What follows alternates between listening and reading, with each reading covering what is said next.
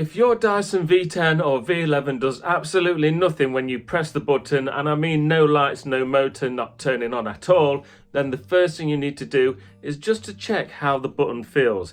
If it feels kind of loose, floppy, and like with no resistance at all, then you have one of the most common issues that I see on these models. It's the trigger, which is the red piece of plastic, and that's essentially all it is. It runs down the inside of the vacuum handle and it presses down on the button on top of the battery, turning your vacuum cleaner on. But what happens is, all the time on all of these models, they snap after a while. So now when you're pressing your button, you're just making the crack go bigger and smaller. It's not actually pressing down on the power button, so your vacuum cleaner's not turning on. The good news is these can actually be replaced and they're not very expensive at all.